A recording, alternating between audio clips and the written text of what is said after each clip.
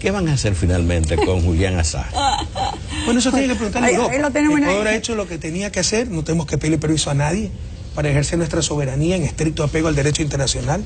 Un ciudadano australiano, Julian Assange, nos presentó una solicitud de asilo. Imagínense, el defensor de la libertad de expresión pidiendo solicitud de asilo en un país donde no se respeta la libertad de expresión. ¿Por qué Ecuador? Porque él admira al Ecuador. Él me había hecho una entrevista. No hay ningún esfuerzo en la búsqueda de una solución, porque eso no puede salvar la eternidad. Bueno, pero eso le corresponde a Europa. Pues.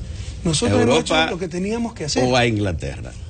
A Europa, porque también la solución está en Suecia. Assange se lo busca para ser interrogado en Suecia. Pero de acuerdo a las leyes suecas, puede ser interrogado en la embajada, puede ser interrogado por videoconferencia y se acaba el lío.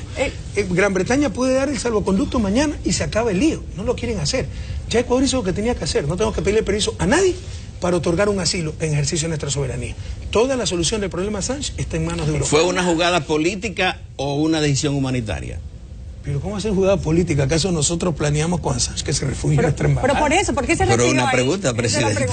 La pregunta insisto, claro, es humanitario, pero también ejerciendo nuestra soberanía en estricto derecho, en estricto apego al derecho internacional. Mira, a mí sí me molestan estas cosas, porque son rasgos de neocolonialismo. ¿Usted sabe cuántos refugiados tiene Suecia de Latinoamérica? ¿Y quién le ha pedido alguna vez explicaciones a algo?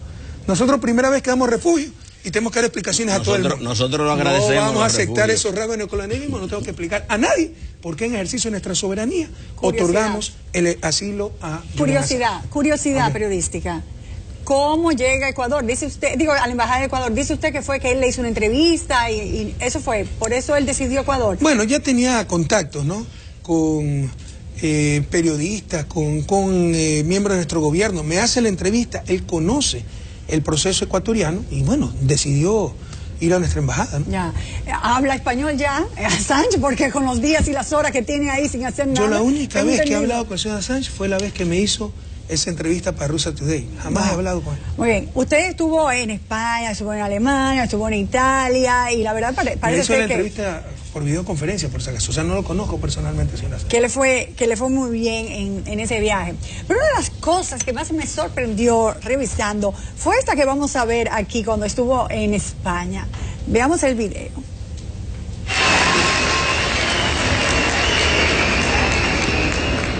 Señoras y señores, respetable público presente, y de inmediato procedemos a recibir al señor presidente de la República del Ecuador, el economista Rafael Correa Delgado.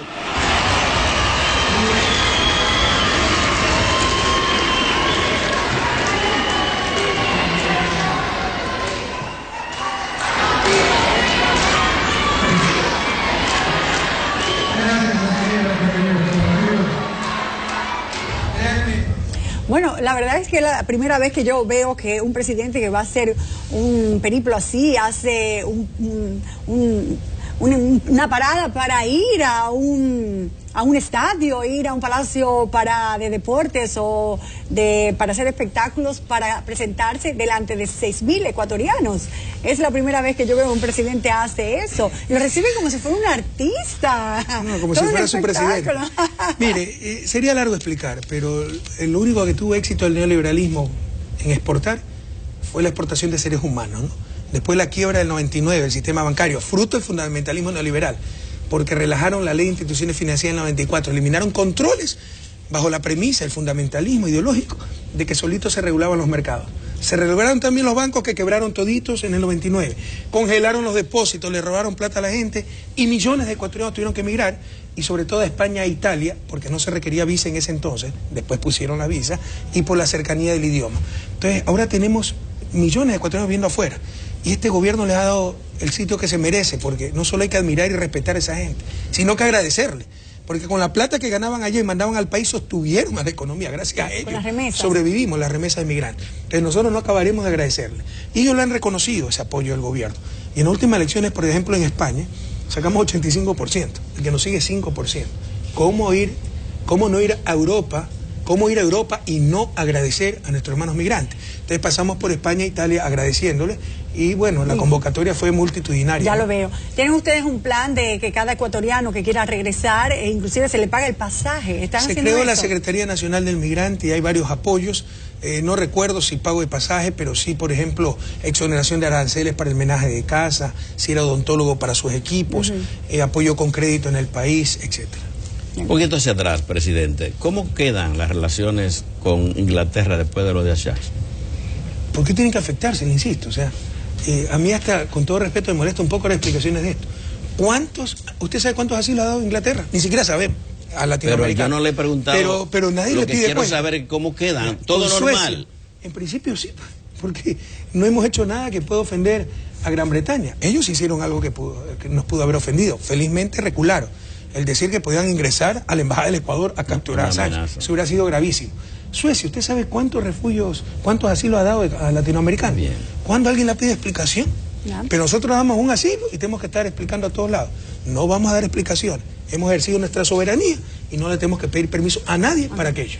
Ya para finalizar, el presidente Medina, ¿qué le parece el presidente Medina? Usted quedó en primer lugar en una encuesta, en un 90%, el presidente Medina en el segundo lugar. ¿Qué le parece eso? ¿Qué le parece al presidente Medina? Un querido amigo, ojalá, no, lo he visto solo un par de veces, la última vez lo vi en el velorio del presidente Chávez, pero tengo sus antecedentes, su carrera política, es una persona muy afable y que apreciamos mucho, más aún por ser presidente de República Dominicana. Y ojalá nos pueda acompañar el 24 de mayo, cuando es mi posesión, ¿no? Al nuevo y último periodo de gobierno. Yo no pude venir a su posesión, por cuestiones familiares. Primero, el 16 de agosto, justo se decidía lo de Assange. Y segundo, mi hija mayor se me iba a estudiar.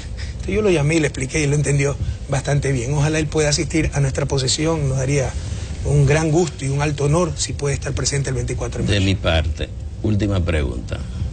Usted es economista. Pero a pesar de eso soy una buena persona.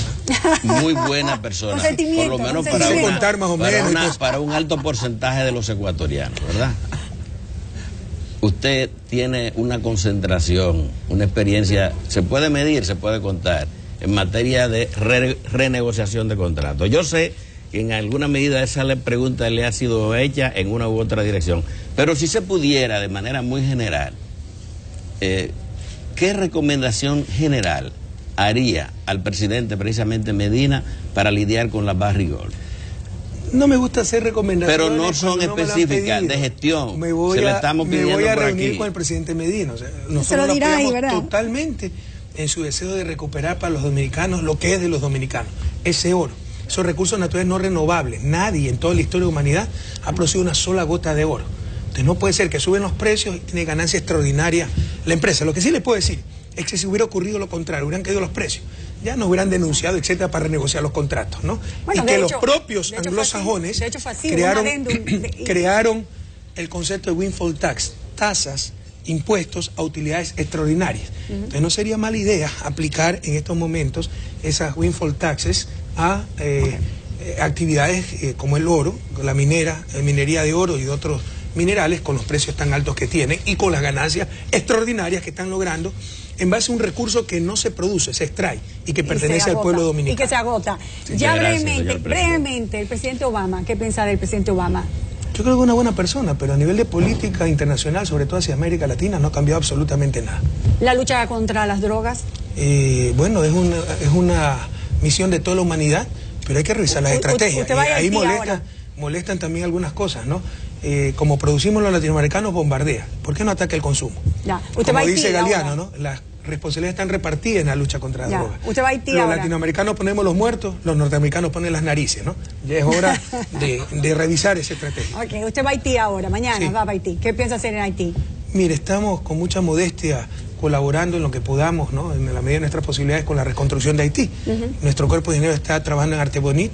Ya hicimos una primera etapa de más de 13 millones, más de 70 kilómetros en carretero, 40, 30 kilómetros en canales de riego. Estaba muy contenta la población, el gobierno haitiano. Entonces, el año pasado el presidente Martelly fue a Ecuador y nos solicitó una segunda etapa. Y hemos iniciado esa segunda etapa de 15 millones de dólares y vamos a ver cómo avanzan los trabajos. Entonces, Ecuador, definitivamente, ¿qué va a pasar con él? A seguir adelante. Ni un paso atrás, jamás volver al pasado. Esta revolución ciudadana no la para nada ni nadie. Y lo ha demostrado el pueblo ecuatoriano el 17 de febrero pasado en las urnas. ¿Y su pupilo ya va creciendo para después que usted termine dejarlo sentado ahí en la sillita de alfileres? Nosotros no tenemos pupilos, tenemos cuadros y estamos muy preocupados en formar cuadros jóvenes. Nuestro gobierno es muy joven, la dirigencia de Alianza País es muy joven la asambleísta que encabezó las listas nacionales, la más votada, es una mujer, me parece, de 29 años. Apostamos mucho a la juventud. Y en lo personal, yo no me sentiría más satisfecho que cuando llegue el momento de que los jóvenes me digan, presidente, fue buena gente, ya, puso todo su esfuerzo. Váyase nomás, que ya está mayorcito, que nosotros tomamos la posta. Muchas gracias, señor presidente, por esta hora que ha tenido con nosotros, la paciencia de tantas preguntas. No, encantado. Tengo entendido que tiene que irse... Perdona que he estado bien cansado y por eso he tenido ciertos lapsos. No, nada. Entre ellos mi buen amigo Melenchón, que me muere de vergüenza. No sea tan exigente consigo mismo, no sea tan exigente, que eso no es bueno. Usted se va a dar a la UAS... Hemos dormido muy poco. Eso se entiende. Usted va a la UAS ahora a recibir honoris causa en la UAS. Tiene una agenda muy apretada. Como siempre. Como siempre. Ya estamos graduados de faquires en este oficio. ¿Por qué quieren ser presidente? Sin comer, sin dormir. ¿Por qué la gente quiere ser presidente si es tan difícil ser presidente? Por el espíritu de servicio. Okay. Porque nosotros estamos aquí por nuestros pueblos. Por dejarle a nuestros hijos y a los hijos de nuestros hijos un país mucho mejor del que encontramos, un mundo mucho mejor. Y créame que el Ecuador es totalmente diferente de ese país y mucho mejor que ese país que recibimos hace 6 años, pero todavía muy lejano del país de nuestros sueños. Hay que seguir trabajando. Buenos días, gracias, señor presidente. Gracias a todos ustedes.